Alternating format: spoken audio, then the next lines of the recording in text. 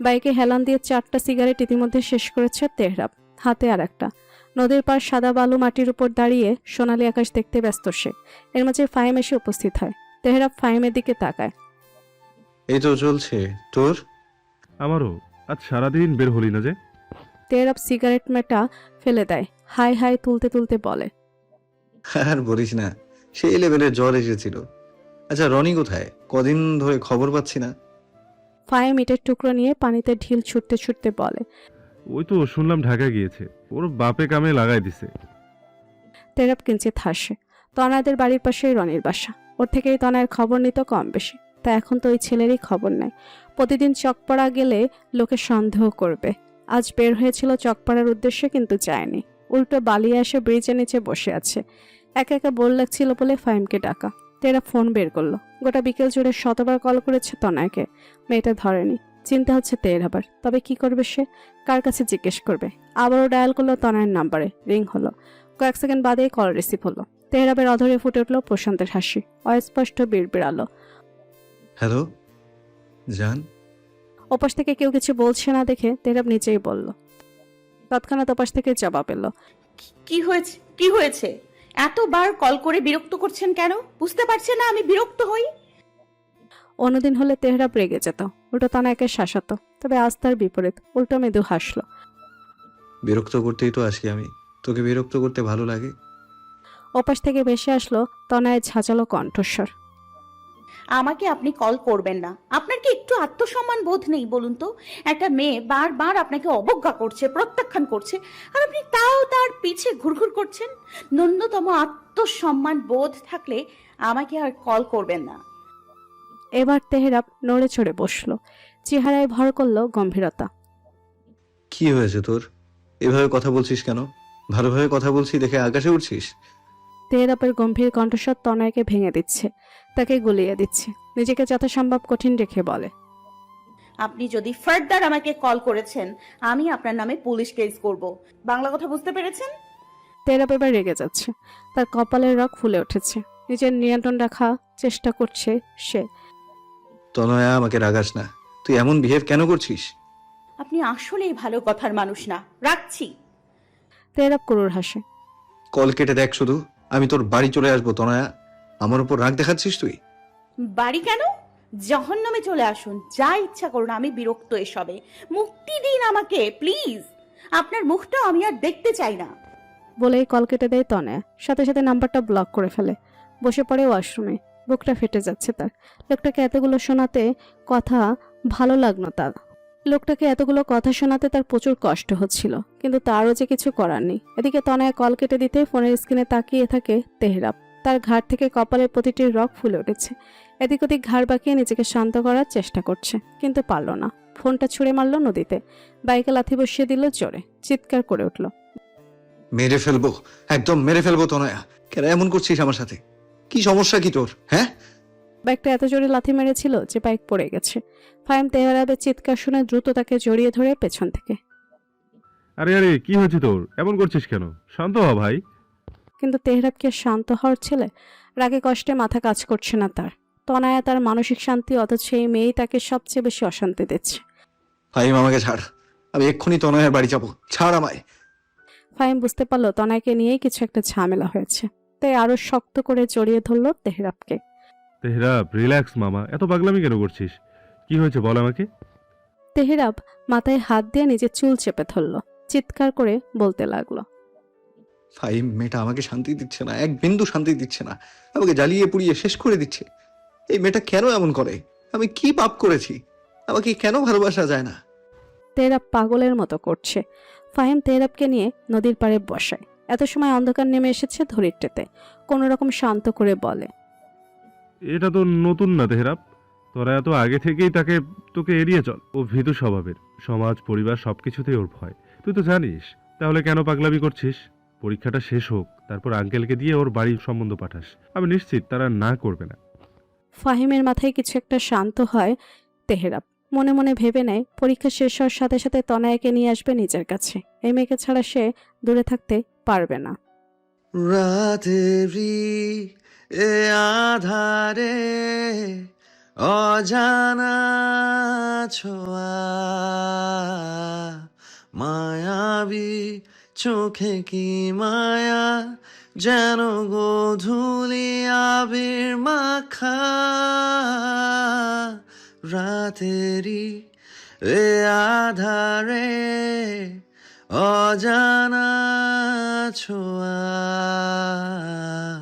মায়াবী চোখে কি মায়া যেন গোধূলি আবির মাখা কি নেশা ছড়ালে কি মায়ায় জড়ালে চোখে চোখে চেয়ে থাকা কবে হবে বলো কথা বলা আবেগী মন বাধা মানে না তুমি ছাড়া কিছু চায় না কি নেশা ছড়ালে কি মায়ায় জড়ালে।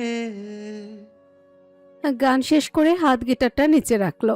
আবারও নতুন করে সিগারেট ধরালো তেহরাব। চারদিক নিস্তব্ধ অন্ধকারে ডুবে আছে। আকাশে অর্ধবৃত্ত চাঁদ।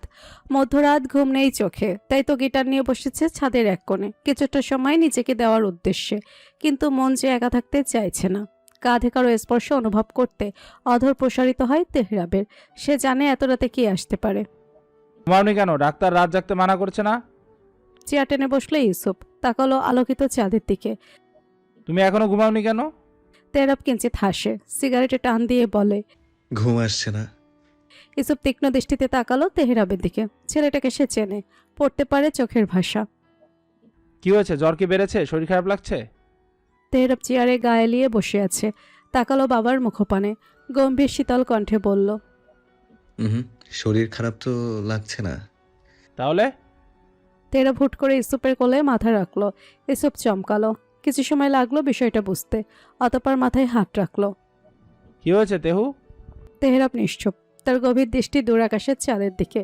ছেলে যে ভাবনা জগতে আছে তা বুঝতে সময় লাগলো না ইউসুফের। তেহরাবের হাতটা শক্ত করে ধরল ইউসুফ। তেহরাব, মন খারাপ? আব্বু, আমি কি অনেক বেশি খারাপ? ছেলের নরম কণ্ঠে অন্তর কেঁপে উঠল ইউসুফের। তার কঠিন স্বভাবের ছেলেটার এমন নরম ধরে আসা গলা সে মানতে পারছে না। ইউসুফ তেহরাব উঠো বাসায় ছেলের চোখের নিকে তাকায়। তেহরাবও তাকিয়ে আছে তার বাবার দিকে। ইউসুফের বুকে চিলিক দিয়ে উঠল ছেলের এহম দৃষ্টি দেখে। তেহরাব, বল কি হয়েছে? এমন লাগছে কেন তোকে? ইউসুফ তেহরাবের বাহু ধরে ছাকায়। তেহরাব বলে। বলো না, আমি অনেক খারাপ। ইউসুফ মাথা নাড়ায়। তার ছেলেটা এমন করছে কেন? তুই খারাপ হতে যাবি কেন? কি হয়েছে বলতো? এমন কথা বলছিস কেন? তেহরাব চোখ বন্ধ করে নিজের চেয়ারে হেলান দেয়। তাহলে তনয়া কেন আমাকে ভালোবাসে না বাবা? কি করেছি আমি? কি অন্যায় করেছি? শুধু ভালোই তো বেসেছি। মেয়েটা কেন আমায় ভালোবাসে না? তেহরাবের কণ্ঠস্বর কাঁপছে। বন্ধ চোখ জোড়া থেকে দুফোঁটা অশ্রু গড়িয়ে পড়ল। ইউসুফ সইতে পারছে না। তার এই শক্ত কঠিন গম্ভীর ছেলেটা কাঁদছে, তাও একটা মেয়ের জন্য। ইউসুফ জড়িয়ে ধরল তেহরাবকে। তেহরাবও জড়িয়ে ধরল। আব্বু, কিছু করো না, কষ্ট হচ্ছে আমার। বুকের ভেতরটা কেমন করছে। আমি তনয়াকে হারিয়ে ফেলবো না তো বাবা? ইউসুফ তেহরাবের পিঠে হাত রাখে, দীর্ঘশ্বাস ফেলে স্বাভাবিকভাবে বলে। তুই বেশি চিন্তা করছিস। কটা দিন অপেক্ষা কর বাবা। তনয়া তোরই হবে। আমি নিজে ওকে এবারের বউ করে আনবো। ও বোঝে না বাবা, ও বোঝে না, একটুও বোঝে না। আমার যন্ত্রণা হয়, মরে যেতে ইচ্ছে করে, তাও তনয়া বোঝে না। তুমি তো জানো বাবা কতটা ভালোবাসি ওকে আমি। ও কেন বোঝে না? কি করলে বুঝবে? আমি কি করবো আব্বু? ইউসুফ কি বলবে কি করবে বুঝতে পারছে না। বড় করে শ্বাস নেয় সে। একটা মানুষ ভালোবাসার জন্য এতটা পাগলামি করে, এ ছেলে সত্যিই বাঁচবে না। বললাম তো তনয়া তোরই হবে, আমি আছি তো। তেহরাব ইউসুফকে ছেড়ে তার দিকে তাকায়। ইউসুফের হাত ধরে অসহায় মুখ করে বলে। সত্যি এনে দেবে তো? না হলে কিন্তু মরে যাব আমি, সত্যি মরে যাব। ছেলের কথাগুলো তার হৃদয়ে আঘাত করছে। ছোটবেলায় যেমন খেলনার জন্য বায়না ধরতো, ঠিক আজও বাচ্চাদের মতো বায়না ধরেছে তার ছেলে। গলা শুকিয়ে আসছে তার, ঠোঁট মৃদু হাসির রেখা ফুটিয়ে বলে। মরার কথা কেন বলিস বাবা? আমাদের কথা একবারও ভাবছিস না? তেহরাব জবাব দেয় না, দু হাতে মাথা চেপে বসে থাকে। আমি একটু একা থাকতে চাই বাবা। ইউসুফ আর কিছু বলে না। একাই থাকুক কিছু সময়, সে চলে যায়। তেহরাব তার ঘাড় অব্দি চুলগুলো খামচে ধরে বসে থাকে। বিড়বিড় করে বলে। একই আকাশের নিচে আমি আর তুই, একই বাতাস গায়ে মাখছি, তবু কেন মনে হচ্ছে তুই অনেক দূরে? তুই মিশে আছিস আমার রন্ধ্রে রন্ধ্রে, প্রতিটি অজানা অনুভূতিতে, অথচ কেন মনে হচ্ছে আমি তোকে হারিয়ে ফেলছি? আমি কখনো আপনার ছিলাম না তেহরাব ভাই। আপনি নিজ মনে আমাকে নিজের ভেবে গিয়েছেন। আপনার অনুভূতির গভীরতায় আমিও যে ডুবে গিয়েছিলাম, পাপ করে ফেলেছি আমি। আমি আপনাকে ডিজার্ভ করি না তেহরাব ভাই। আপনার জীবনে এমন কেউ আসুক যে আপনার জীবনটাকে সুন্দর করে সাজিয়ে তুলবে। খারাপ তো আমি, আমাকে মনে করে কষ্ট কেন পাবেন? আর 4টি দিন আমি অনেক দূরে চলে যাব, আপনার ভাগ্য থেকেও, আপনার চাওয়ার থেকেও অনেক দূরে। অনুভূতিগুলো ডায়েরি বন্দি করে রেখে দিল তনয়া। সে যে বন্দিনী এক পাখি, ওরার অধিকার আছে, তবে নিজাঙ্গি নাই। সীমা ছেড়ে যাওয়ার সাধ্য তার নেই, হবেও না কোনোদিন। ডায়েরিটা আলমারিতে রেখে আবারও ফিরে আসলো টেবিলে। জানালা খোলা, চাঁদের মৃদু আলো চোখে মুখে এসে পড়ছে তার। তাকালো অর্ধচন্দ্রের দিকে, হাসলো কিঞ্চিত। আপনাকে নিয়ে ঘর বাঁধার স্বপ্ন আমি কখনোই দেখিনি তেহরাব ভাই। তবে কেন আজ স্বপ্ন ভাঙার যন্ত্রণা হচ্ছে? দুনিয়া কত অদ্ভুত, তাই না? যে যত বেশি ভালোবাসে, দিন শেষে তারই বেশি কষ্ট পায়। আমি তো বাসতে চাইনি, আমার তো কষ্ট পাওয়ার কথা না। হঠাৎ তনয়ের মনে হলো তার মন খুব করে তেহরাবকে দেখতে চাচ্ছে। কি আশ্চর্য, বোনেরও বুঝি আর খেয়ে দিয়ে কাজ নেই, কি সব চেয়ে বসে। নিজেকে নিজে শাসালো তনয়া। এমন আবদ্ধ হলে চলবে না। আজ হুট করে সে অনুভব করলো এতদিন যাকে অবহেলা করে এসেছে, আজ তার জন্যই তার মন পুড়ছে। কি আশ্চর্য এই পৃথিবী। পাশ থেকে মোবাইলটা হাতে নিল। আজ মাসখানিক বাদে নিজের ফেসবুক আইডিটা লগ ইন করলো। কেন করছে তার জানা নেই। মনের অজান্তে সার্চ বারে এসে তেহরাব সরকার আইডিটা সার্চ ছিল, কিন্তু কই, আইডি তো নেই। মনটা বিষণ্ণতায় ছেয়ে গেল। অতঃপর ফোনটা রেখে দিল আগের জায়গায়। চোখ বেয়ে পড়া অশ্রু ধরে আসা কণ্ঠে নিজেকে নিজে ধমকালো। এত অধঃপতন হয়েছে তোর তনয়া? এত বেহায়া কেন তুই? 2 দিন পর তোর বিয়ে, আর তুই কি না? ছি ছি ছি। ভোরে আলো ফোটার সাথে সাথে পাখিদের ঘর ছাড়া তাড়া লাগে। খুঁজতে বের হয় খাবার। এদিকে প্রাইভেট বেস থাকতেও বোর লাগছে তানহার। ঘুমে চোখ বারবার বন্ধ হয়ে আসছে তার, আর রিমু বারবার খোঁচা মেরে ঘুম ভাঙিয়ে দিচ্ছে। বিরক্ত তানহা। এত পড়াশোনা তো তার ভালো লাগে না, নেহাতি উপায় নেই। প্রাইভেট ছুটি দিতেই হাঁপ ছেড়ে বাঁচে তানহা। রিমুর সাথে বেরিয়ে আসে স্যারের বাসা থেকে। আজকে তো তোকে একাই ক্লাস করতে হবে। রিমুর কথায় তানহা ভুরু কুচকায়। একা কেন? তুই আছিস তো? আছি, তবে টিফিন পর্যন্ত। টিফিনে চলে যাব। তানহা গাল ফোলায়। যাবি কেন? রিমু হাসি হাসি মুখ করে বলে, আরে কালকে বললাম না ইরা আপুকে দেখতে আসবে। দুজনে দুজনকে পছন্দ হয়েছে, বিয়েও ঠিক হয়ে গিয়েছে। তানহা মুখ ভেঙায়। কি ভাগ্য আমার, ননদের বিয়েটাও খেতে পারবো না। রিমু হেসে ওঠে। বিয়ের নাই খবর, আবার ননদ। হবে হবে, অবশ্যই হবে, কিন্তু আজ কেন বাড়ি চলে যাবি সেটা বল। রিমু মাথা নেড়ে বলে, শুক্রবারে আপুর বিয়ে, তাই প্ল্যান করবে। আজকে বড় আম্মুর বাসায় দাওয়াত আমাদের। আমি তো একটু পর পর যাই, তাই আগে থেকেই সব জানি। তানহা দাঁড়িয়ে পড়ে। রিমুর সামনে গিয়ে দাঁড়ায়। আমার অপর তো শনিবারে বিয়ে, তাহলে তুই যাবি কি করে? রিমু তবদা খেয়ে তাকিয়ে থাকে তানহার দিকে। শালি, ভাল লাগে না। এখন কি হবে? কত শখ ছিল তনয়া আপুর বিয়ে খাবো। ধ্যাত। তানহা রিমুর মাথায় গাঁটটা মেরে বলে, সমস্যা নাই, শুক্রবারে এরা আপুরটা খেয়ে শনিবার চলে আসবো, তাই তো হয়। এমনিতেও আপুর বিয়েতে তেমন অনুষ্ঠান করবে না। আমার ওই যে চাচাতো বোন আছে না, রাফা, ওর বিয়ে আবার প্রত্যয় ভাই মানে ফুপুর বড় ছেলের সাথে, আপুর আবার ছোটটার সাথে। রিমু হাসতে হাসতে বলে, এত প্যাচ কেন ভাই? মাথা গুলিয়ে যাচ্ছে। তানহা রিমু হাত ধরে স্কুলের গেটের দিকে দৌড় দেয়। তাড়াতাড়ি চল, গেট বন্ধ করে দিবে। ভাইয়া, ও ভাইয়া, ওঠ না। ইরা বারবার কুশন দিয়ে তেহরাবকে বাড়ি দিচ্ছে, কিন্তু তেহরাবের হেলদোল নেই। গভীর ঘুমে মগ্ন সে। ঘুমাবেই বা না কেন? চোখ জোড়া বন্ধ করেছে ভোরের দিকে, কিন্তু শান্তি আর কই পাচ্ছে।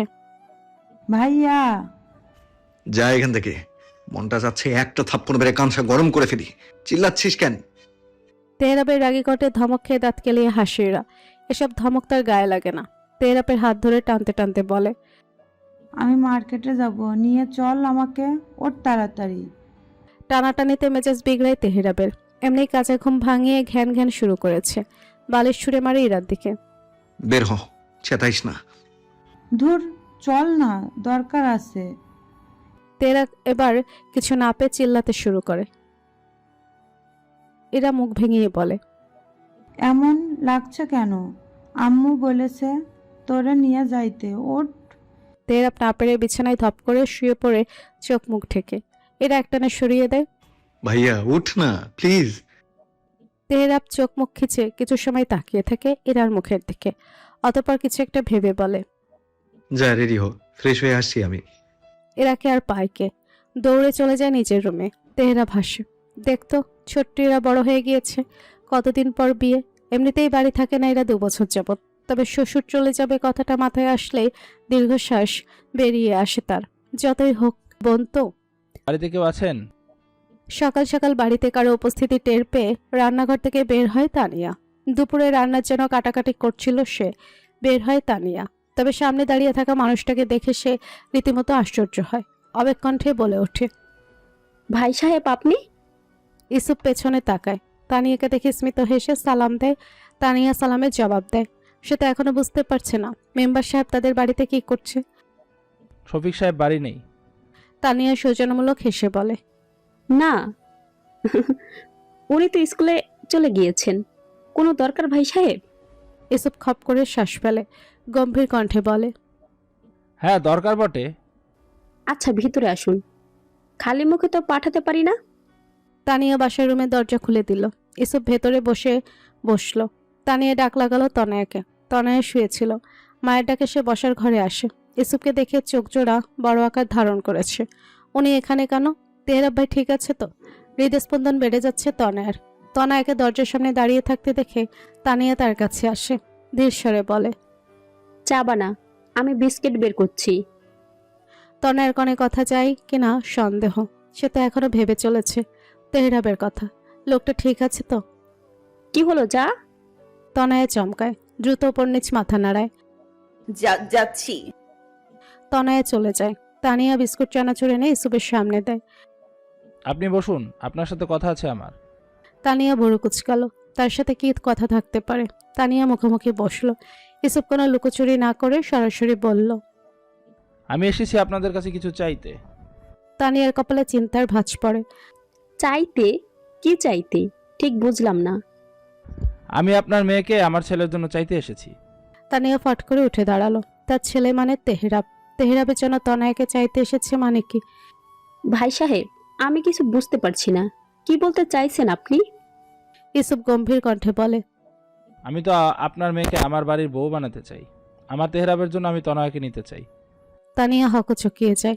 মেম্বার সাহেব কিনা নিজে থেকে এসেছে নিজের ছেলের জন্য তনয়াকে চাইতে, কিন্তু তার মেয়ের তো 2 দিন পর বিয়ে। তানিয়া মাথা নিচু করে বলে, তা হয় না ভাই সাহেব। কেন হয় না? আমার তেহরাব কি খারাপ? হ্যাঁ, সে একটু ভবঘুরে, তবে এখন সে কাজ করছে। আমি চাই তনয়াকে পরীক্ষার পরে আমার ছেলের সাথে বিয়ে দিতে। আমার ছেলে আপনার মেয়েকে ভালোবাসে, তনয়াও ভালোবাসে, তবে আপনাদের ভাই বলতে পারছে না। ভালোবাসে? তনয়া তেহরাবকে ভালোবাসে? তানিয়া চোয়াল ঝুলে পড়ে। সবকিছু তার মাথার উপর দিয়ে যাচ্ছে। এমন সময় কাজ ভাঙার সব কানে আসে দুজনের।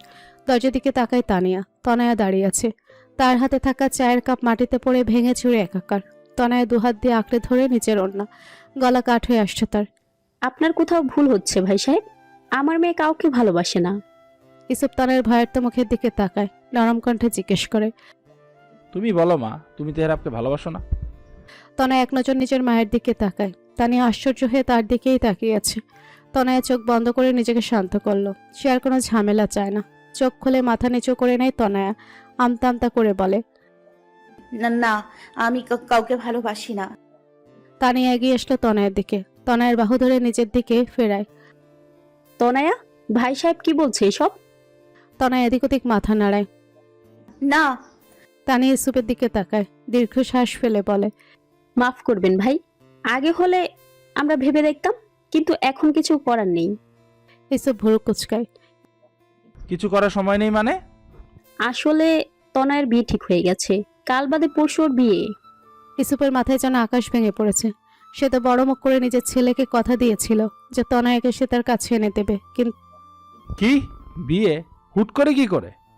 হুট করে না, ওর ফুফাতো ভাইয়ের সাথে অনেক আগে থেকে বিয়ে ঠিক করে রাখা ছিল, তারা এখন উঠিয়ে নিতে চাচ্ছে। আমি আর আপত্তি করিনি। মাফ করবেন ভাই সাহেব। ইসুপ ধপ করে বসে পড়ে। তেহরাবকে সে কি বলবে? তার ছেলেটা যে পাগল, পুরোপুরি পাগল।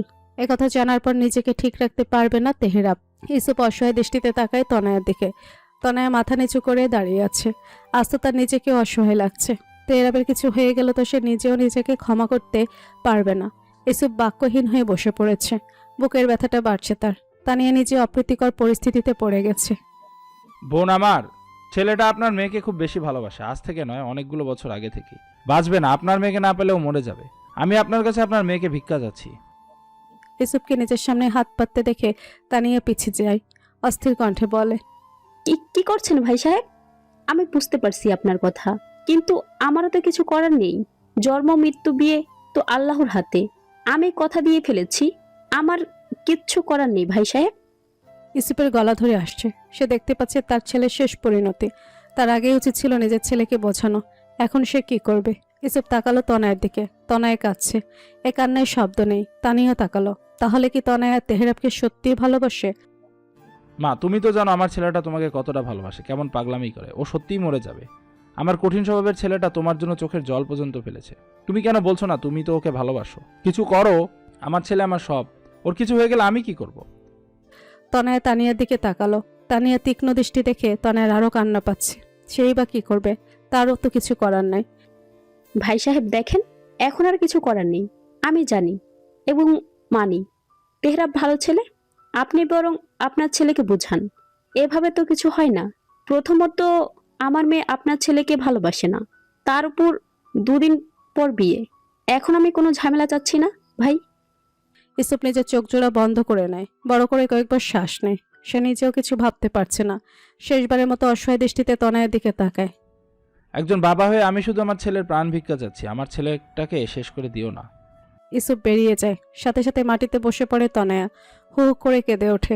আজ কেন জানি তানিয়ারও মায়া লাগছে। যতই হোক মায়ের মন তো।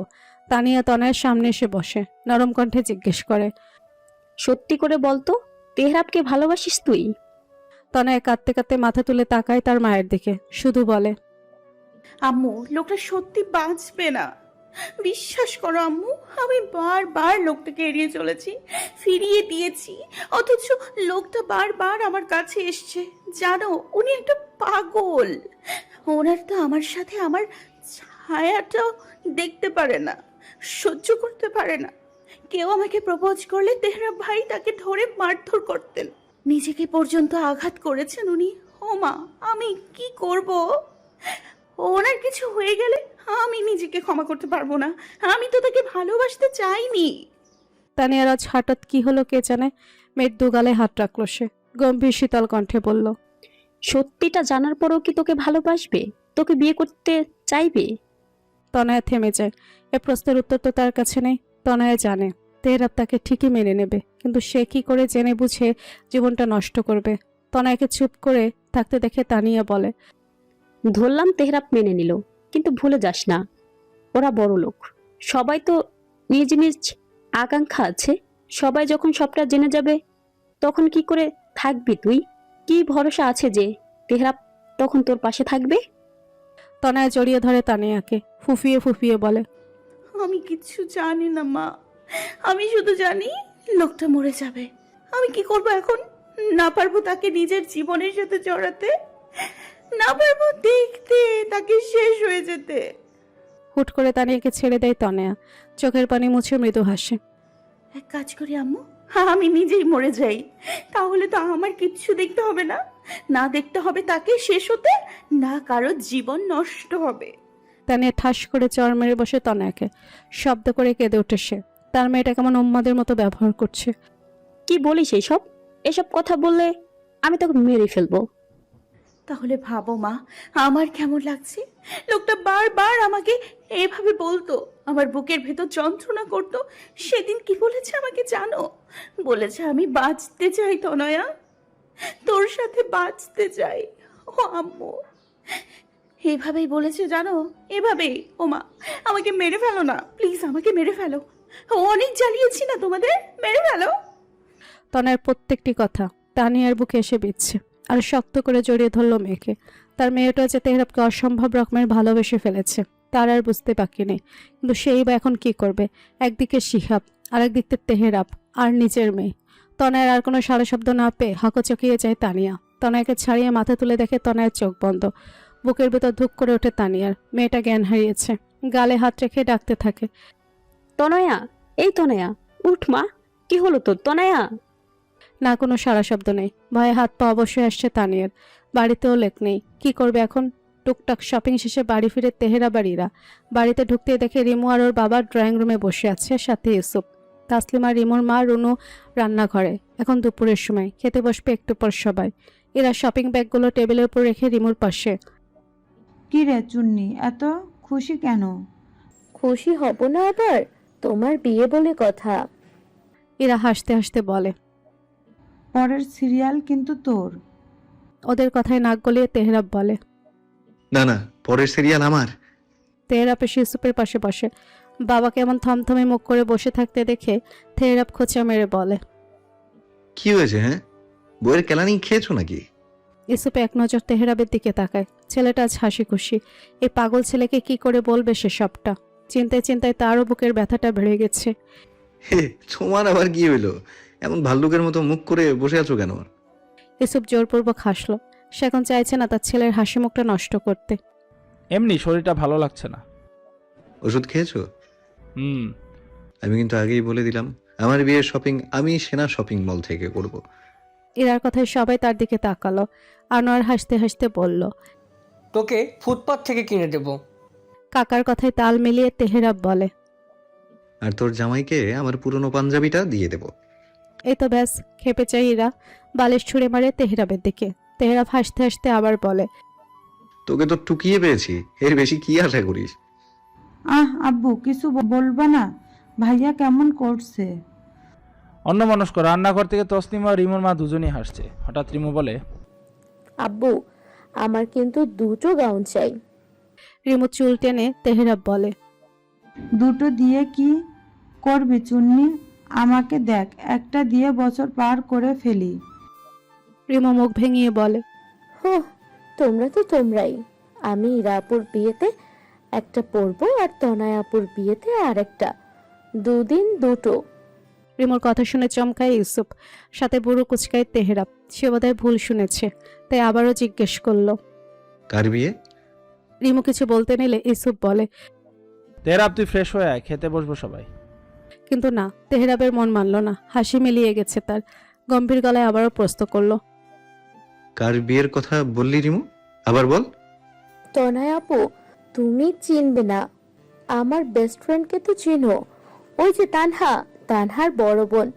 শনিবারে ওনার বিয়ে। রিমু বুঝলো না হঠাৎ তেহরাব ভাই এমন গম্ভীর কেন হয়ে গেল। ব্যাস এটুকুই। সাথে সাথে সামনে থাকা টি টেবিলটা একটা লাথি মেরে ভেঙে ফেললো তেহরাব। শান্ত চোখগুলো এখন আগুনের ফুলকির ন্যায় জ্বলছে।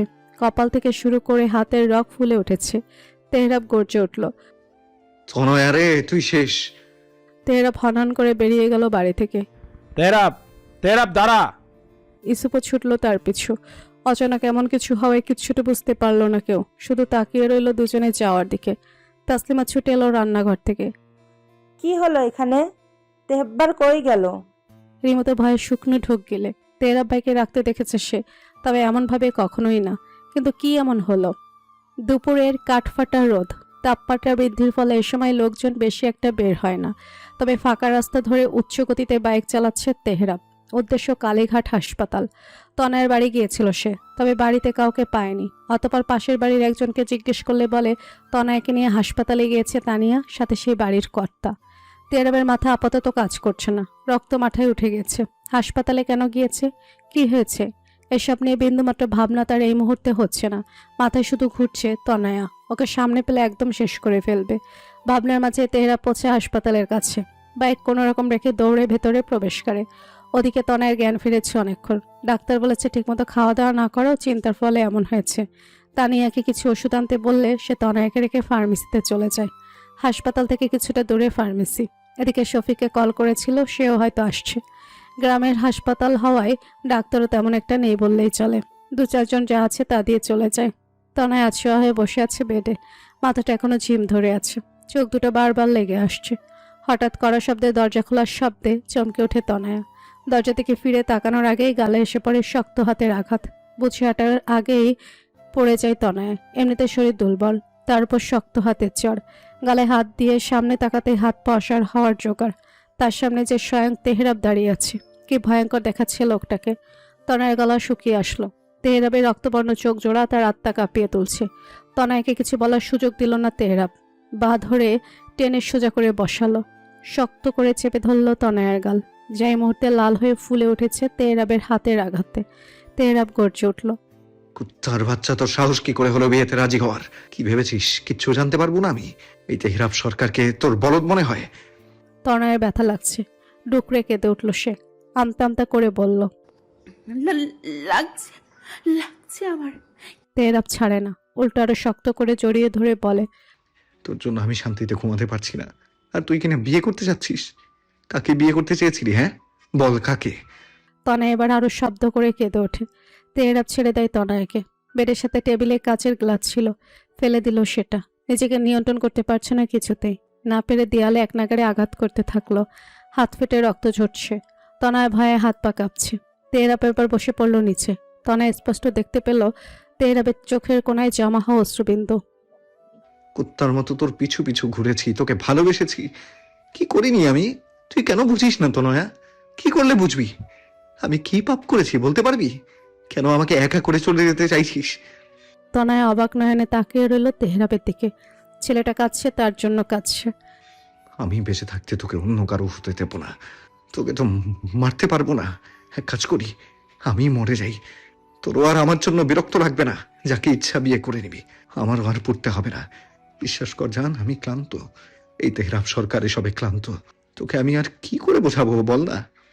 বলতে বলতে নিচ থেকে কাচের টুকরো হাতে তুলে নেয় তেহরাব। নিজের হাতে আঘাত করতে তনয় বেড থেকে নেমে ছুটে আসে তনয়ের কাছে। তেহরাবের হাত ধরে কাজটা ফেলার বৃথা চেষ্টা করে, কাঁদতে কাঁদতে বলে, কি করছেন এসব? কেন পাগলামি করছেন? তেহরাব তনয়কে ধাক্কা দিয়ে সরিয়ে দেয়। পাগলামি? হ্যাঁ পাগলামি করছি, আরো করব। তুই তো এটাই চাস আমি মরে যাই, তারপর তুই অন্য কাউকে বিয়ে করে সংসার করবি, তাই না? তাহলে আমি মরেই যাই। বলেই আবার আঘাত করে হাতে। অনর্গল রক্ত ঝরছে তেহরাবের হাত থেকে। তনয় নিজেরও পাগল পাগল লাগছে। কি করবে, কাকে ডাকবে বুঝতে পারছে না সে। কিছু বুঝতে না পেরে আবারও তেহরাবের কাছে আসে, জড়িয়ে ধরে শক্ত করে। এমন করবেন না প্লিজ, এমন করবেন না।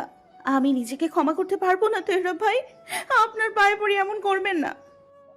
তেহরাব তনয়কে আঁকড়ে ধরল। তনয়ের গলায় মুখ ডুবিয়ে কাঁদতে কাঁদতে বলল, ছেড়ে যাস না, তোর দুটো পায়ে ধরি যান, আমার হয়ে যা না। আমি তোকে মাথায় করে রাখবো, তুই যে যা বলবি তাই করব, তাও আমার হয়ে যা। তনয়ের গলা দিয়ে কোনো কথা বের হচ্ছে না। সে কি করবে? এই পাগল লোকটাকে সে কি করে বোঝাবে তার পাগলামিগুলো তনয়াকেও যন্ত্রণা দিচ্ছে। তনয় ফুফিয়ে ফুফিয়ে বলে, প্লিজ বোঝার চেষ্টা করুন তেহরাব ভাই, আমি পারবো না আপনার হতে। আপনি প্লিজ ভুলে যান আমাকে। আপনার জীবনে নতুন কেউ আসবে যে আপনার ভালোবাসা বুঝবে। আমি খারাপ মেয়ে, আমি তো বুঝি না আপনাকে, ভুলে যান না। বেশ আবারও রক্ত মাথায় উঠে গেল তেহরাবের। তনয়কে ছাড়িয়ে দুবাহু চেপে ধরল। কি বললি আবার বল। তনয় চোখ নামিয়ে নেয়। ভুলে যান, আমি আর এসব এসব নিতে পারছি না। কি নিতে পারছিস না? আমাকে সত্যি তোর বিরক্তকর লাগে তো না? একটুও ভালোবাসিস না? তনয় কেঁপে ওঠে তেহরাবের শীতল গভীর কণ্ঠে, শুকনো ঢোক গিলে। ঠিক আছে, বিয়ে করবি তাই না? কর, আজকেই করবি, আমার লাশ সামনে রেখে। দাঁতে দাঁত চেপে কথাটা বলে তেহরাব। তনয় দ্রুত তেহরাবের মুখে হাত রাখে। কি বলছেন এসব? কেন যন্ত্রণা দিচ্ছেন আমাকে? তেহরাব ভাই কেন এমন করেন আপনি? আমাকে যন্ত্রণা দিতে আপনার খুব ভালো লাগে? ভালোবাসিস? তনয় চোখ বন্ধ করে নেয়। তেহরাব জানে তনয় তাকে ভালোবাসে, কিন্তু কেন বারবার এমন করে। জানি না আমি। আমি শুধু চাই আপনি বেঁচে থাকুন, ভালোভাবে আমাকে ছাড়াই বেঁচে থাকুন প্লিজ। আর যন্ত্রণা দিবেন না। তেহরাব করুর হাসে, নিজের রক্তাক্ত হাত দিয়ে তনয়ের গাল চেপে ধরে, হিসিয়ে বলে, যন্ত্রণা? তোকে আমি একটা যন্ত্রণায় পুড়িয়ে মারবো, সেটা হলো আমার ভালোবাসার যন্ত্রণা। আমার ভালোবাসার স্পর্শ তোর উপর কঠিনভাবে প্রভাব ফেলবে জান। তনয় ব্যথায় আর্তনাদ করে ওঠে। লাগছে আমার। তেহরাবের হাসি গাঢ় হয়, সাথে হাতের বাঁধন। অপর হাত দিয়ে আঁকড়ে ধরে তনয়ের চুল, একটু বেশি শক্ত করে। তনয় কাঁদতে পারছে না, তবে চোখ ছলছল করছে তার। তেহরাব নিজের ঘাড়ের সাথে কান ঘষে চলে আসে তনয়ের আরো কাছে। লাগবে তো, আরো বেশি লাগবে। এই তেহরাবকে তুই মৃত্যু যন্ত্রণার থেকেও বেশি যন্ত্রণা দিয়েছিস। তোকে আমি ছেড়ে দেবো জান? ভালোবাসার যন্ত্রণায় জর্জরিত করবো তোকে। পথ তোর হাতে, তুই কি চাস আমি মরে যাই? তনয় কান্না মিশ্রিত কণ্ঠে বলে ওঠে। আমার আমার ভয় করছে, ছাড়ুন না আমায়। তেহরাব শব্দ করে হাসে, হিসিয়ে বলে। আমারও ভয় করছে, তোকে হারানোর ভয়। তুই চলে গেলে আমি কি নিয়ে বাঁচবো বল? আচ্ছা, একটা ভুল করি জান, একটা, তাহলে তো তুই আমার হতে বাধ্য।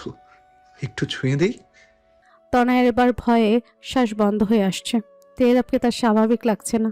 কিছু সময় আগে নিজেকে শেষ করে দিতে চাওয়া তেহরাব এখন যে কোনো কিছুর বিনামূল্যে তনয়াকে চায়। হঠাৎ কি ভেবে তেহরাব নিজেই তনয়াকে ছেড়ে দিল, আবারও কেঁদে উঠল, নিজের শরীরটা ছেড়ে দিল দেওয়ালে। একটু দয়া কর জান, একটু বাঁচতে চাই আমি, তোকে নিয়ে বাঁচতে চাই। হয়ে যা না, আমার খুব বেশি ক্ষতি হয়ে যাবে। তনয় নিঃশব্দে চোখে জল ফেলছে। আজ খুব করে অনুভব করছে যে তার মন তেহরাবকে চাইছে। ক্ষতি? আসলেই তো, কি এমন ক্ষতি হবে? ছেলেটাকে বাঁচতে দে, মরে গেলে ক্ষমা করতে পারবি তো? নিজের সামনে নিজের অবয়বে আরেকজনের অস্তিত্ব লক্ষ্য করলো তনয়। মেয়েটা হাসছে। তনয় চেয়ে রইল। মেয়েটা আবার বলল। তুই বড্ড স্বার্থপর তনয়া, শুধু নিজের কথা ভাবছিস। তেহরা ভাইয়ের কথা ভাবলি না একবারও? এতটা ভালোবাসা তুই ডিজার্ভ করিস না। বলে মিলিয়ে গেল অবয়বটি। তনয় নিজের কান চেপে ধরল, বিড় করলো। আমি স্বার্থপর না, আমি তো তার ভালোর জন্যই তাকে ছেড়ে যাচ্ছি। আমি স্বার্থপর না, আমি আমি আমি স্বার্থপর না। তেহরাব, তয়না। কারো উচ্চ শব্দে চিল্লানোতে ঘোর কাটে তনয়। সামনে তাকাতেই দেখে তেহরাব পড়ে আছে। লোকটার চোখ বন্ধ, হাত দিয়ে এখনো রক্ত ঝরছে। নিজের মুখে হাত দিয়ে চেপে ধরল তনয়। দরজার দিকে তাকাতেই দেখলো নিজের বাবাকে।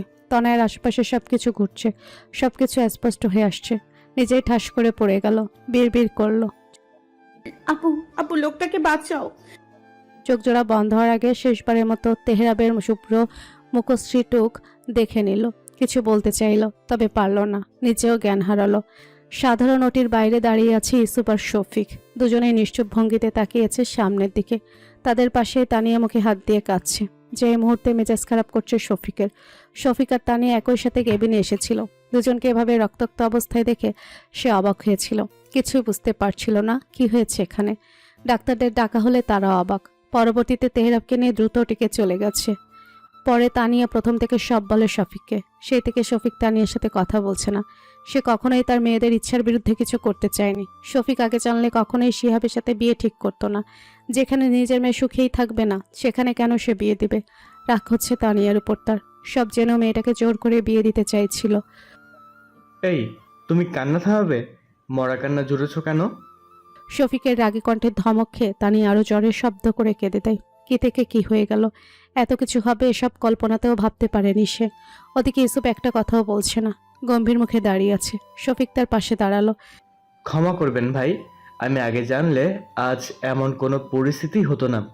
আপনাদের উচিত ছিল আগেই আমাকে বলা, তাহলে আজ তেহরাব বা তয়না কাউকেই এমন পরিস্থিতিতে পড়তে হতো না। ইউসুফ দীর্ঘশ্বাস ফেলে। তার যে বুকটা ফেটে যাচ্ছে নিজের প্রাণপ্রিয় ছেলেটাকে এভাবে দেখে। শফিকই তাকে কল করেছিল, না হলে কোথায় কোথায় খুঁজত সে। ইউসুফ বসলো, বুকটা ব্যথা করছে, কিন্তু এই মুহূর্তে তাকে অসুস্থ হলে চলবে না। চোখ বন্ধ করে বড় করে শ্বাস নেয়। আমার ছেলেটা যদি আপনাদের মেয়ের জন্য এতটা পাগল না হতো, তাহলে কোনোদিনও আমি আপনাদের কাছে আসতাম না। তবে আমি আমার ছেলেটাকে খুব বেশি ভালোবাসি। ওর কিছু হয়ে গেলে আমার আগে বলা উচিত ছিল, তবে এখনও সময় শেষ হয়নি। তনয়ার বিয়ে ঠিক হয়েছে। বিয়ে তো হয়ে যায়নি, বিয়ে ভেঙে দিন। তনয়ার বিয়ে তেহরাবের সাথেই হবে। এভাবে কিভাবে ভাঙা যাবে? কথার মাঝে তানিয়ার গলা পেয়ে খেপে যায় শফিক। একটা কথাও বলবে না তুমি। আজ যদি আমার মেয়ের কিছু হয়ে যেত, তো আমি ভুলে যাব তুমি কে। ধমক খেয়ে চুপ হয়ে যায় তানিয়া। ইউসুফ গম্ভীর কণ্ঠে বলে। দুজন দুজনকে ভালোবাসে, এর থেকে বেশি আর কি চান? ভালো মতো রাজি হলে ভালো, নাহলে আমিও দেখে নিব আপনাদের মেয়ের বিয়ে অন্য কারোর সাথে কি করে হয়। শফিক কপাল কুঁচকায়। আজ নিজের প্রতিও তার রাগ হচ্ছে। সেখানে একবার তনয়ের সাথে কথা বলল না। আমি দেখছি। শফিক উঠে চলে যায়। সালমার সাথে কথা বলতে হবে তাকে। হয়তো এ নিয়ে বোনের সাথে সম্পর্কটা কিছু খারাপ হবে, কিন্তু নিজের মেয়ের জীবনটা আগে। সে নিজের মেয়েকে এভাবে কষ্ট দিতে পারবে না। এদিকে তানিয়া কান্নাকাটি থামিয়ে বসে আছে এক গভীর ভাবনা নিয়ে। সবকিছু গুলিয়ে যাচ্ছে তার। নিজেকে শক্ত করলো সে, বিড়বিড় করে বলল। তনয়ের সাথে আমার কথা বলতে হবে। বলে উঠে পড়ল সে। তনয়ের কেবিনের দিকে তাকিয়ে গেল। স্যালাইন চলছে তার, জ্ঞান নেই। ঘুমের ইঞ্জেকশন দেয়াও গভীর ঘুমে মগ্ন। তানিয়া এসে তনয়ের মাথার কাছে বসলো, মাথায় হাত বুলিয়ে দিতে দিতে বলল। ভালো থাক তুই, এটাই আমার চাওয়া। এর জন্য যা করতে হয় তাই করব। আকাশে লালচে আবার ছড়িয়ে পড়েছে। পশ্চিম দিগন্তে সূর্য ঢলে পড়েছে। পাখিরা নিড়ে ফিরছে। বাতাসে এক ধরনের নরম শীতলতা। গাছের পাতায় শেষ বিকেলের আলো ঝিলমিল করছে। চারপাশে এক স্নিগ্ধ নীরবতা নেমে এসেছে। ধরণী শান্ত, যেন রাতের অপেক্ষায় মগ্ন। তনয়ের কেবিনের উপস্থিত বেশ কয়েকজন মানুষজন। সবাইকে তনয়া চেনে। তার পাশে বসে আছে সালমা, মাথায় হাত বুলিয়ে দিচ্ছে সে। সামনে দাঁড়িয়ে আছে শিহাব, তার পাশেই শফিক। শফিক গভীর ভাবনায় মগ্ন। তার বোনের কাছে এতটা স্বাভাবিক আচরণ সে আশা করেনি। বেঁচে ছিল সব বলার রাগারাগি করবে, অথচ তাকে ভুল প্রমাণিত করে সালমা হাসপাতালে এসেছে, তাও শিহাবকে নিয়ে। তনয় মাথা নিচু করে আতশোয়া হয়ে বসে আছে। জ্ঞান ফিরেছে অনেকক্ষণ। সেদিন তোকে কতবার জিজ্ঞাসা করেছি আমি যে কাউকে পছন্দ করিস কিনা, কেন বলিসনি? বলেছিলাম না তোর যাকে পছন্দ আমি তার সাথেই তোর বিয়ে দিব। তনয় জবাব দেয় না সালমার কথায়। কি জবাব দেবে সে? সালমা দীর্ঘশ্বাস ফেলে। আমাদের উচিত হয়নি এভাবে বিয়ে ঠিক করা। সে যাই হোক, যা হওয়ার হয়ে গিয়েছে, তুই ভালো থাক। তনয়াত এখনো নিশ্চুপ। সালমা উঠে দাঁড়ালো, শিহাবকে উদ্দেশ্য করে বলল। এবার যাওয়া উচিত, না হলে রাত হয়ে যাবে। বলেই বেরিয়ে যায় সালমা। শফিকও বের হয়, থেকে যায় শিহাব। কিছু সময় এক নজরে তাকিয়ে থাকে তনয়ের দিকে, অতঃপর জোরপূর্বক হেসে বলে। চিন্তা করো না, যাই হয় ভালোর জন্যই হয়। দোয়া করছি তেহরাবের সাথে ভালো থেকো। তনয়া তাকায় শিহাবের দিকে। ছেলেটা হাসছে ঠিকই, কিন্তু তার চোখ তাতে অন্য কিছু প্রকাশ করছে। শিহাব বেরিয়ে গেল। তনয়া বেড থেকে নামলো। শুনেছে তেহরাব ঠিক আছে, তবে অতিরিক্ত রক্তক্ষরণ হয়েছে বিধায় শরীর দুর্বল। ডাক্তার তাকেও ঘুমের ওষুধ দিয়ে রেখেছে। পা টিপে টিপে বের হয় নিজের কেবিন থেকে। বাইরে তেহরাবের বাবাকে দাঁড়িয়ে থাকতে দেখে আবারও চলে আসতে নেয়, তবে তার আগেই ডাক পড়ে তার। তনয়া! তনয়া থামে, পেছন ফিরে দাঁড়ায় মাথা নিচু করে। ইসুপ এগিয়ে এসে তনয়ের দিকে। অতীতে সবকিছু ভুলে গিয়ে নতুন করে জীবন শুরু করো আমার তেহরাবের সাথে। তনয়া নির্লিপ্ত দৃষ্টি নিয়ে তাকায় ইসুপের দিকে। ইতিমধ্যে শফিকও চলে এসেছে। তনয়াকে বাড়ি নিতে হবে, ছুটি দিয়ে দিয়েছে তাকে। শফিক এসে তনয়ের পাশে দাঁড়ায়। ভাই, তয়নাকে ছেড়ে দিয়েছে, ওকে বাড়ি নিয়ে যাই। তবে তেহরামের জ্ঞান ফিরলে জানাবেন আমাকে। ইসুপ মৃদু দীর্ঘশ্বাস ফেলে মাথা নাড়ে। সে তো এখনো বাড়িতে কাউকে কিছু বলেনি। আপু, আমি একটু একটু দেখা করবো ওনার সাথে। তনয়ার মিনমিনে কথায় শফিক তাকায় ইসুপের দিকে। ইসুপ বলে। ঠিক আছে, যাও। তনয়া তাকায় শফিকের দিকে। শফিক চোখের ইশারায় যেতে বলে। তনয়া দাঁড়ায় না, ভেতরে প্রবেশ করে। তেহরাবের কাছে গিয়ে তার মাথার কাছে বসে, মাথায় হাত রেখে হাত বুলিয়ে দেয়। মানুষটাকে এভাবে দেখতে পারছে না সে। চোখ দিয়ে টপ টপ করে পানি পড়ছে। কান্না মিশ্রিত কণ্ঠে বলে। অনেক কষ্ট দিয়েছি তাই না? ক্ষমা করে দিয়েন আমাকে। ক্ষমা টমা করতে পারবো না, সব সুদে আসলে ফেরত দেবো। দিনরাত 24 ঘন্টা তোর ঠোঁটের উপর বুলডোজার চালাবো। তেহরাবের গম্ভীর বিরক্তি মাখা কণ্ঠস্বর কানে আসতে চট করে দাঁড়িয়ে পড়ে তনয়া। তেহরাবের চোখ বন্ধ। তার মানে এই লোকটা এত সময় জেগেই ছিল। তেহরাব চোখ খুলে তনয়ের দিকে তাকায়, রাগী লোক নিয়ে বলে। আজকে আমার কিছু হলে তোর খবর হতো তনয়া। তোর জন্য আমার কতগুলো রক্ত অপচয় হলো বলতো। তনয়া নিজের চোখের পানি মুছিয়ে তাকিয়ে থাকে তেহরাবের দিকে। তেহরাব হাতের স্যালাইন খুলে উঠে বসে। বাম হাত নাড়াতে পারছে না, প্রচুর ব্যথা হচ্ছে। তেহরাব তনয়ের সামনে এসে দাঁড়ালো। ডান হাত দিয়ে তনয়ের বাহু ধরে নিজের কাছে নিয়ে আসলো। বাঁকা হেসে বলল। কতই তো চেষ্টা করলি আমার থেকে পালানোর, লাভ কি হলো? শেষমেশ তো তেহরাব সরকারের কাছেই ধরা দিতে হলো তোকে। তুই কি ভেবেছিস তোকে আমি এমনি এমনি ছেড়ে দেবো? হুম, তুই আমাকে যত জ্বালিয়েছিস তার দ্বিগুণ জ্বালাবো আমি প্রতি রাতে আমার ভালোবাসার দগ্ধতায়। তনয়া চোখ মুখ কুচকে নেয়। এই লোকটা অসুস্থতার মাঝেও বাজে কথা বলছে। এবার সত্যি ভয় করছে তনয়ের। তার মতো হ্যাংলা পাতলা দুর্বল মেয়ে কি করে এই শক্তপোক্ত দেহী পুরুষটাকে সামলাবে? সে তো মরেই যাবে। তনয় নিজেকে ছাড়াতে চাইলো, মুচড়ামুচড়ি করছে সে। তেহরাব দুষ্টু হাসলো, কানের কাছে মুখ নিয়ে হাসকি স্বরে বলল, আমার শরীর থেকে রক্ত ঝরলেও আমাকে দুর্বল ভাবিস না জান। তোকে আমি বিন্দু পরিমাণ ছাড় দেবো না। এতগুলো বছর অপেক্ষা করেছি কি ছাড় দেওয়ার জন্য? তনয়ের কান গরম হয়ে যাচ্ছে, মুখ দিয়ে কথাও বের হচ্ছে না তার। আমতা আমতা করে বলল, ছাড়ুন, আমি আমি বাবা বাড়ি যাব। তেহরাব ছাড়লো না, উল্টো চুমু খেলো তনয়ের কানের লতিতে। হাসকি স্বরে বলল, বেশি বেশি পুষ্টিকর খাবার খা। বাসরাতে জ্ঞান হারিয়ে বেঁচে যাবি ভাবলে ভুল ভাবছিস। তনয় আর পারল না এই নির্লজ্জ মানুষটার নির্লজ্জ মার্কা কথা শুনতে। ধাক্কা দিয়ে দৌড়ে বেরিয়ে গেল কেবিন থেকে। তেহরাব শব্দ করে হেসে উঠল, অতঃপর স্মিত হেসে বিড়বিড় করল, অবশেষে তুই একান্তই আমার। তনয়ের ঘরে বসে আছে তানিয়া আর তানহা। তানিয়া খাইয়ে দিচ্ছে তনয়াকে, ওদিকে তানহা কিছুই বুঝতে পারছে না কি হচ্ছে এখানে। তানিয়া খাবার খাইয়ে দিতে দিতে বলে, কালকে ওনারা আসবে বিয়ের কথা বলতে। আমি ভাবছি পরীক্ষার পরেই বিয়ের ডেট করতে বলবো, এর মাঝে চেক আপটাও করিয়ে আসা যাবে। তনয়া তাকায় মায়ের দিকে, মৃদু কণ্ঠে বলে, আমি তেহরাব ভাইকে সবটা বলতে চাই, কোনো কিছু লোক। তনয়া পুরোটা বলার আগেই তানিয়া বলে, বেশি বুঝিস না, তোকে এত কিছু ভাবতে হবে না। ভালোবেসেছিস, এখন তাকে পাচ্ছিস, মাঝখানে আর কোনো ঝামেলা করবি না বলে দিলাম। কিন্তু মা। চুপ, তাড়াতাড়ি খেয়ে ওষুধ খা। মায়ের ও বোনের পুরো কথোপকথন শুনলো তানহা, কিছুই বুঝতে পারল না। তনয় তো বিয়ে ঠিকই হয়ে আছে, এখন আবার কিসের ভালোবাসা কিছুই মাথায় ঢুকছে না তার। কৌতূহল সামলাতে না পেরে প্রশ্ন করে বসলো, তোমরা কি নিয়ে কথা বলছো? তোর এত বড়দের মধ্যে কথা কি? পড়তে বস। তানহা মুখ বাঁকিয়ে বিরক্তি নিয়ে টেবিলে গিয়ে বসে। সবাই শুধু শুধু তার সাথে খ্যাটখ্যাট করে। তনয়ের খাওয়া শেষ হলে তানিয়া তনয়ের দিকে তাকিয়ে দীর্ঘশ্বাস ফেলে। তনয়ের হাত ধরে বলে, মাফ করে দিস, অনেক কষ্ট দিয়েছি। আসলে তখন মাথা কাজ করছিল না, আপাকে যে কথা দিয়ে ফেলেছিলাম। তনয়া নিজেও মাথা নত করে বসে আছে, সে কি বলবে বুঝতে পারছে না। তানিয়া প্লেট নিয়ে বেরিয়ে যায়, সাথে সাথে তানহা চলে আসে তনয়ের কাছে। ওই আপু, কি হচ্ছে কিছুই তো বুঝতে পারছি না, তুই একটু বল না। কি বলবো? ওই যে আম্মু কিসব বলছিল, তুই আবার কাকে ভালোবাসো? তনয় হাসে, তানহার মাথায় মৃদু টোকা মেরে বলে, সেটা কালকেই দেখিস। তানহা মুখ গোমরা করে, বল না, না হলে আজ ঘুমিয়ে আসবে না। শিহাবের সাথে কি তোর বিয়েটা হবে না? তনয় বিছানায় শুয়ে পড়ে, চোখ বন্ধ করে বলে, না, আমি ঘুমাবো, বিরক্ত করিস না। তানহার মাথায় সব পেঁচিয়ে যাচ্ছে, কি থেকে কি হচ্ছে তাকে কেউ কিচ্ছু বলছে না। অতঃপর এসব ভাবনা বাদ দিয়ে মুচকি হেসে আবারও চলে আসে টেবিলে। মনে মনে ভাবে, আপুটা যখন মেনে নিয়েছে, আমারটাও তবে মেনে নিবে। এখন শুধু আমার জানামানকে মানানোর পালা। হাই মেরি জান। এসব কি হচ্ছে তেহবার? কি হয়েছে তোর হাতে? সব বাড়ি ফিরেছে তেহরাব ও ইউসুফ। গোটা দিনটা চিন্তায় তিনটাই কেটেছে তাসলিমার। আর এখন তেহরাবের সামনে হাতে ব্যান্ডেজ দেখে বুকের ভেতর ছটফট করছে তার। তেহরাব এসে সোফায় গায়ে লিয়ে বসলো। এরাও নিজের রুম থেকে নিচে আসে, মায়ের গলার আওয়াজ পেয়ে। তেহরাবকে এভাবে দেখে সেও অস্থির হয়ে পড়ে। ভাইয়া, কি হয়েছে তোর হাতে? দুপুরে এমন রেগে গেলি কেন? কোথায় গিয়েছিলি?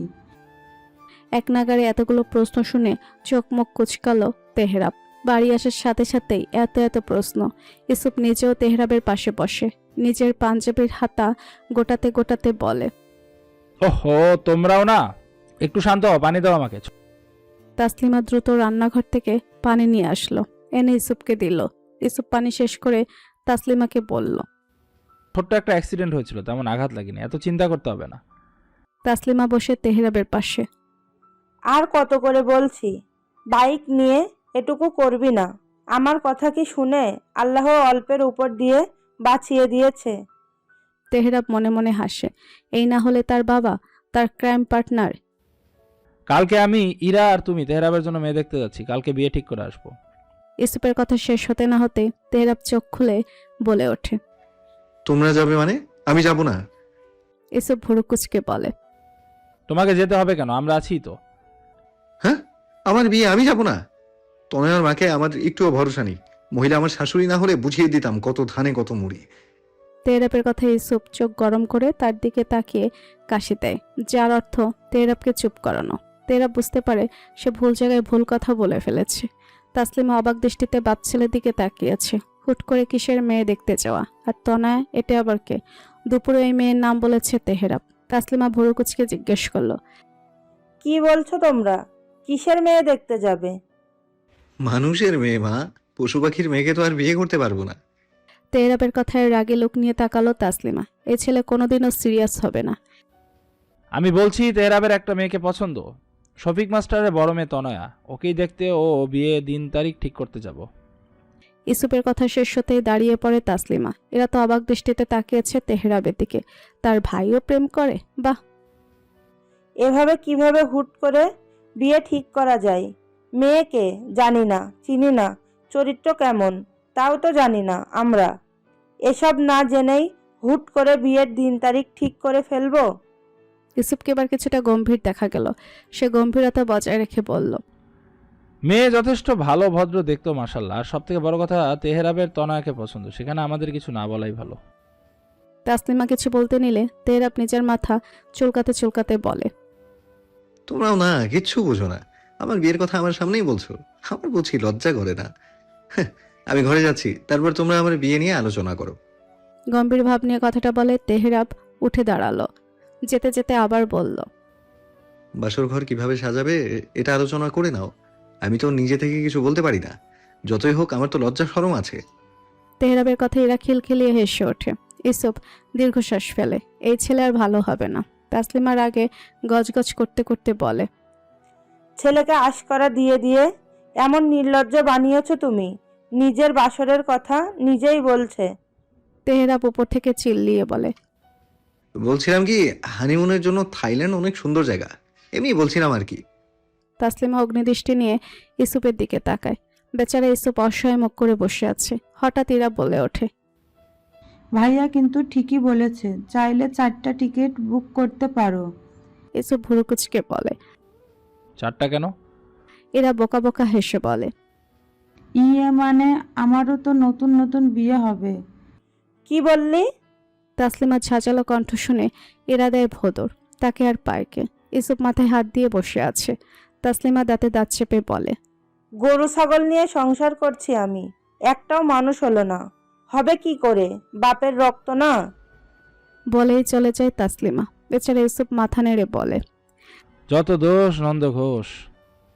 আজকের রাতটাও তেহরাবের নির্ঘুম কেটেছে। তবে কারণটা ছিল ভিন্ন। অতিরিক্ত খুশি উত্তেজনায় তার ঘুম হয়নি। সে যে তার এলোকেশিকে পেতে যাচ্ছে অবশেষে। সকাল সকাল রেডি হয়ে বসে আছে।